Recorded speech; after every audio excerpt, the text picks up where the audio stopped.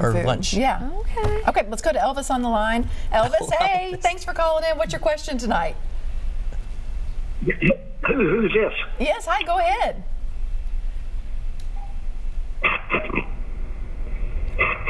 Elvis, are you with us? Elvis, are you with us? Okay, I think we got some problems there on that line, but thank you for calling in. I want to talk to you more, Matthew, about your traveling, because Okay. it seems like every time you get a day off of work, you are jetting out of this place to some locale. Have you counted the states or the countries or the cities you have visited? I honestly haven't, but 2 years ago, and this was a very just dramatic way of a New Year's. One of my New Year's goals were to travel somewhere each month, whether that's just flying somewhere or just literally just a road trip somewhere. And I did that 2 years ago. It was 3 years ago now, actually. I can't believe I did it, but I did it. Yeah. Do you have a favorite city you've been to?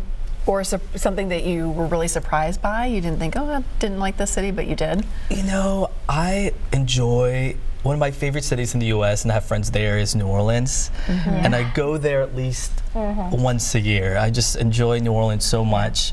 But as far as traveling, people think, like, where do you get these vacation days off? I just go during the weekends. I find time. I get really restless, and I kind of blame it on my dad. My dad's a very nomadic person, so growing up, we always moved around, did road trips. So I kind of took after my dad, and it makes sense with this type of job. Yeah, it does. Absolutely. So you're kind of a gypsy at heart. Oh, you know what? I like that. I'll take that. Yeah, okay. You put that on your Twitter thing, gypsy at heart. Yeah, so now it's just like, I usually just save up money to travel. I mean, people tell me, while you still can, while you're young, just travel. And so that's what I've kind of been doing. So next 3 trips, do you have them lined out? Where are you headed? So this weekend, I'm going to Philadelphia. This weekend, I'm going to Philadelphia. I work Christmas, so, but after Christmas, I'm off until New Year's. And I'm thinking somewhere in the Pacific Northwest or Boston. We'll see. Do you find last-minute travel deals and that helps you decide? All the time. Sometimes I just go peruse online, and like this Philadelphia trip last week, I found, or a week and a half ago, it was just $65 round trip. Ooh. So I was like, let's go. Sure, I mean, why not? Exactly. Do you have any sites that you recommend for folks who are thinking, oh, that sounds like fun? Any like last-minute vacation travel deal sites? I can't think off the top of my head. Usually I first do kayak, since it does the, and I travel typically Southwest, but then there are some other sites. Skyscanner. That's I haven't heard of Skyscanner. Oh, you haven't? You know what I'm going to do? All my friends in New York use that. Go on Facebook and just put together. I should put together like you should do a little blog. Yes. I mean, you need one more thing to do, Matthew. There's so many like travel blogs out there, but I do love. I always, when I travel, I do my one day of just being touristy, and then outside of that, I go venture out where the locals go. How do you find out? I just kind of go online. I do some research online first. I don't like to plan out my things, but I do like, all right, so these are the restaurants I'd hope to like to try, or these are some of the attractions I'd hope to like to go to. But then I just start talking to people. It's usually once you start talking to people, Uber drivers are great. They know what they're, typically they know what they're talking about, especially in bigger cities. I love Chicago. Last New Year's I went to Chicago.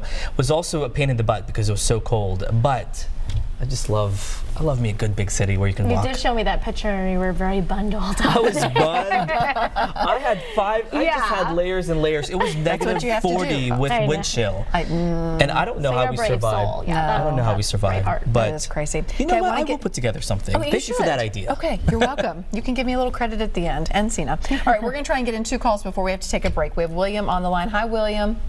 Yes, ma'am. I had a question for y'all. Okay. I was wondering if the anchors and the reporters from one network intermingle with the other reporters from other networks, like News 2 and all that.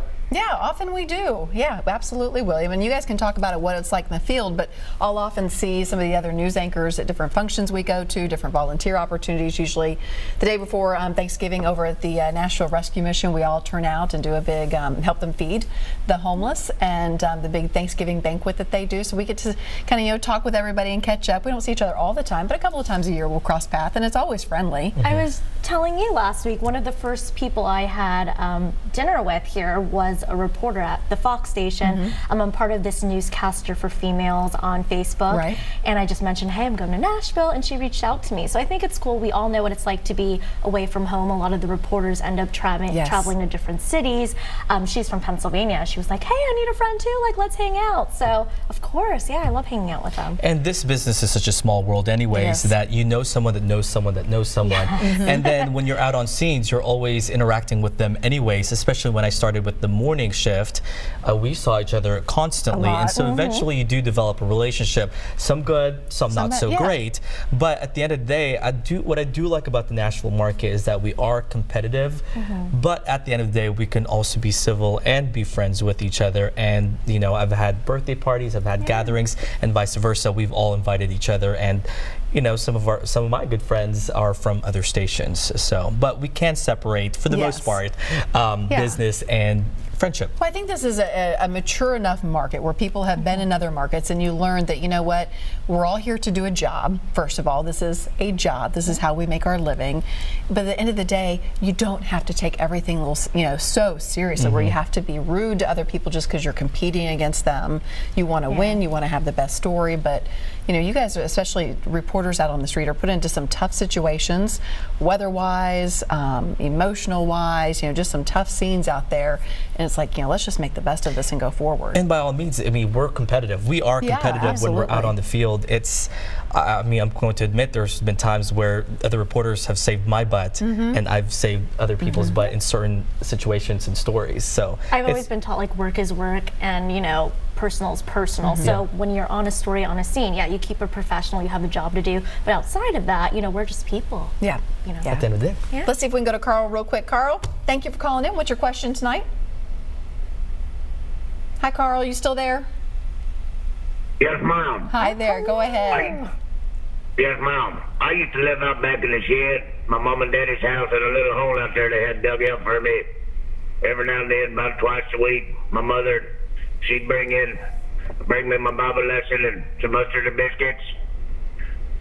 Carl, do you They used to say my mother, she's a pretty woman. And I seen Jesse Dixon in there laying on top of her having... All right, Carl. I think we're getting a few prank phone calls tonight. I thought so many people would be watching the Titans tonight, but we're just going to lay off those prank phone calls. Why? But we are going to thanks for that call. I know, keeping me on my toes over here. They want to make sure, you know. We may have Taylor in the back screen a little bit better, I think. Taylor, you're going to have to put up your senses. All right, we're going to take a quick break. More of your phone calls, more talking with Matthew and Seena when we come back.